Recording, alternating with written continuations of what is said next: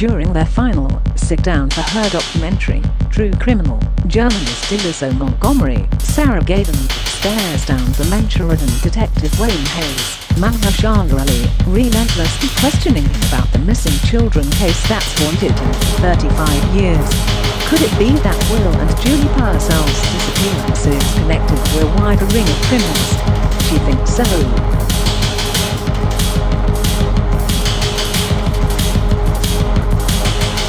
In 2012, two former Louisiana state police stopped a serial killer associated with some kind of pedophile ring.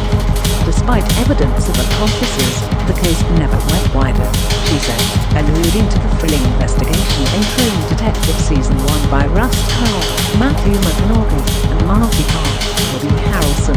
I think what happened to the Purcell children was connected to a similar group. I think one or both of their parents sold them off, probably with the cousins' help. That's why they're all gone, vanished, killed, kept silent.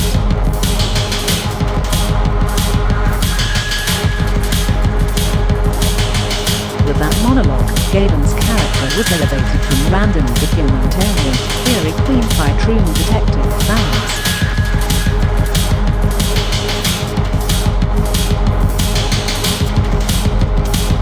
When the actress, who is best known for her 2017 performance in the Margaret Atwood book-turned miniseries Alias Grace, originally resigned into Nick Pizzolatto's temple HBO show, she just knew that she'd be playing a journalist investigating a crime in the Ozarks.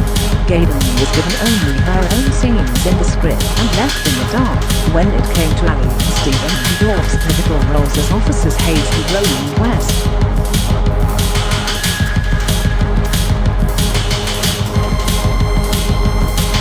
She soon discovered that her character would speak to a larger through line crafted by creator Pizzolatto, one that would make viewers' heads spin with a Season 1 connection.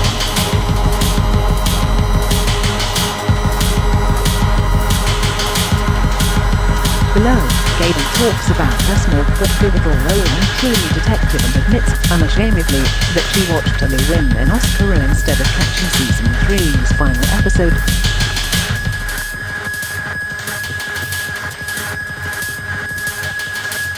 HBO.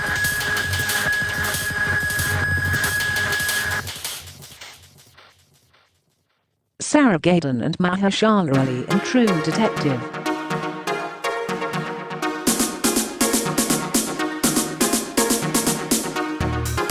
So, did you attend any of the Oscar parties Sunday night?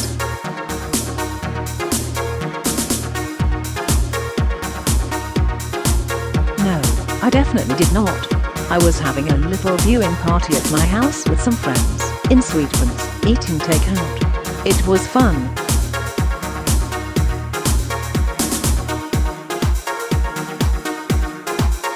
Sounds way more fun.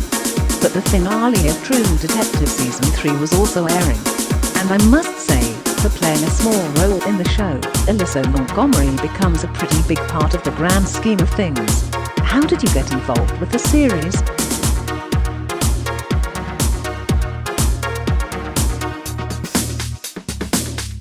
I think because True Detective has been such a popular TV show, I auditioned for the role not really knowing anything about it. I didn't read any scripts.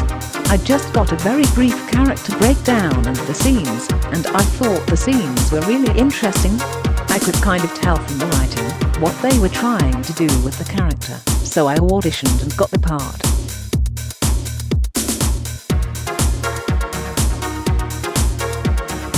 In light of our TV obsession with true crime, the Season 1 tie-in and this character seemed particularly perfect. Did that draw you to the role as well?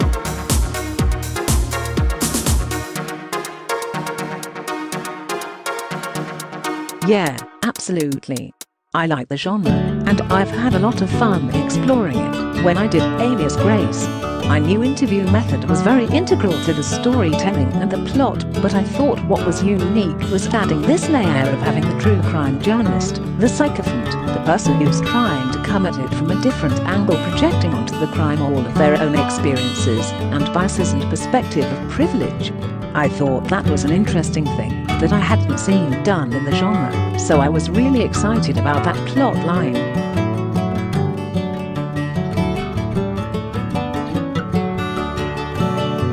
Her scenes challenge the viewer's expectations and illustrate how easily one's own theories or experiences can taint a detective's investigation.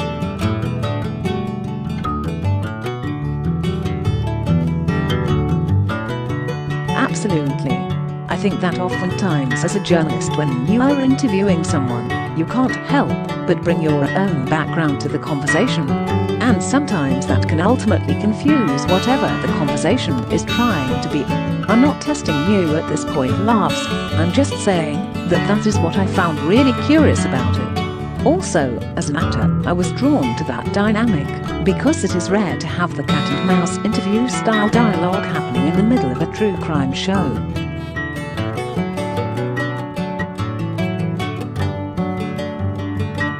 I could bring my own expectations to our conversation, and I will, as an entertainment journalist who is constantly watching these sorts of shows as a TV detective. I found Elisa to represent the viewers who are trying to tie everything together from seasons 1 and 3. Did you sense that as well, when you talked to Nick Pizzolatto about the role?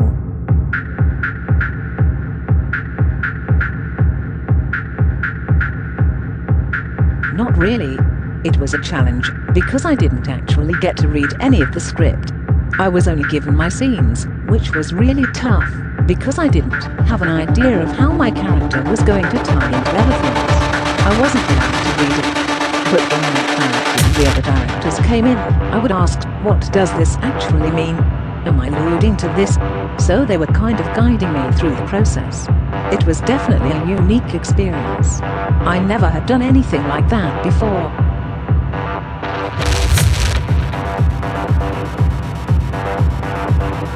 It was a challenge, because I didn't actually get to read any of the script. I was only given my scenes. Sarah Gadon on True Detective.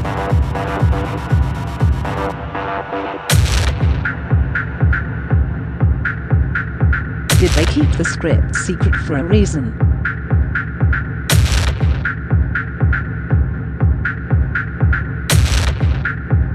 I don't know. I mean, I think that sometimes, when shows or films are really popular, they don't want anything to leak, and I know that was a problem with season 2, that someone had leaked the script. So that was, obviously, a concern for them.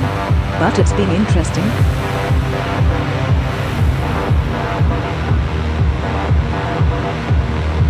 I'm not fully caught up on the show. Usually, you don't run to watch your own work.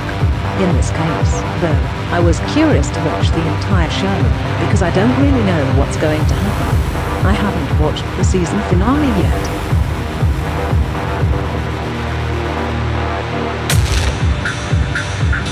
I can't even spoil anything that happens then.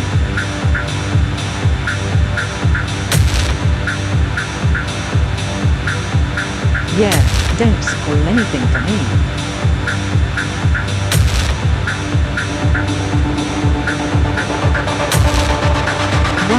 Nick Pizzolatto tends to stay away from big plot twists or overdone finales.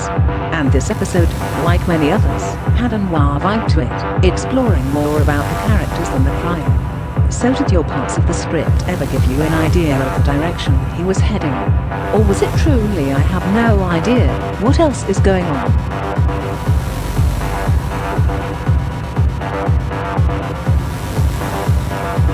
There was a little bit of that for sure. It's interesting that you say noir, because I would really agree in the sense that I think it is very much a character study in human behavior. And what I really like is that a lot of his writing in our scenes felt very literary, especially the character that I was playing. That is a representation of a journalist that you don't often see on TV. You have the journalist who's the interloper, but what I liked about her was everything felt so academic about the way she was speaking. At moments I found it could almost be kind of funny, because she's looking at this case in such an objective way, in such a detached way, and trying to draw these greater themes, like the intersectionality of oppressed people.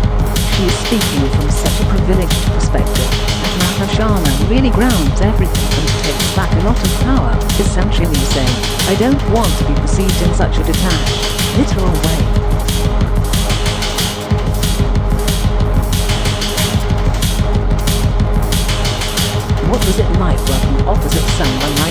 Mahershala Ali.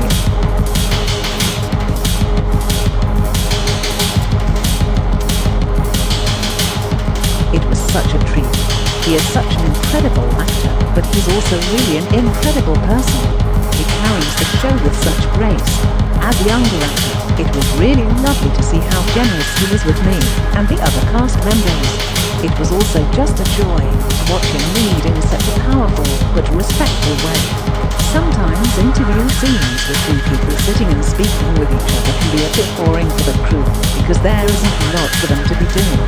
And instead of letting the turn of the set rush us through our lines and rush us through our scene, he made sure we had the time and the space we needed to get the material in and find a moment within all of the dialogue.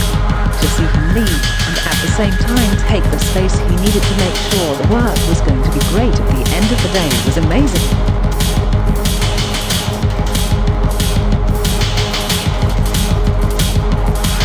I noticed there was a script supervisor sitting behind you in most scenes.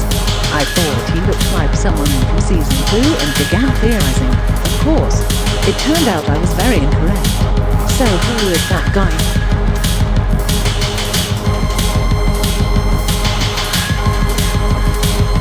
Lars was a background actor, and there was another actor also playing the camera operator.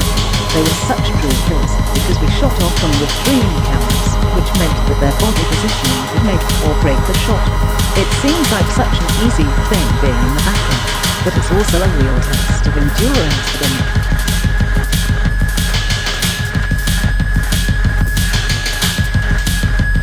Putting those background actors in there, as well as your character's role, or the straw dolls in the crime scene, felt like little tricks to troll the viewers. Were you a season 1 watcher yourself, and did you see any similarities right away when reading your scenes?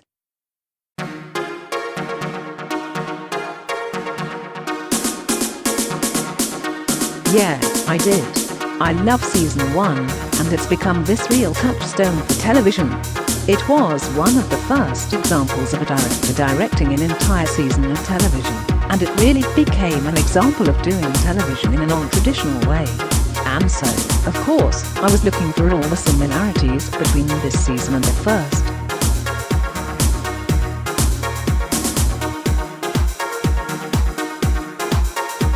The finale does offer a little hint that your investigation could continue, so we'll see what's to come.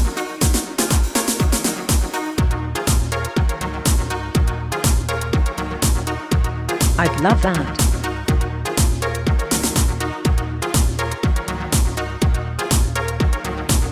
Speaking of, will your true crime documentary ever air on Netflix?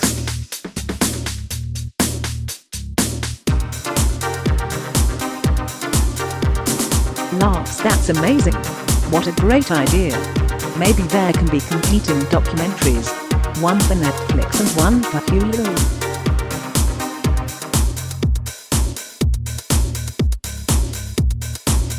The new 5S documentaries.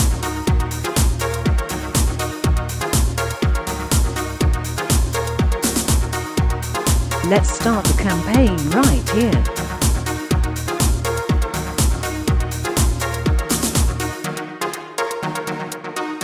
Related coverage.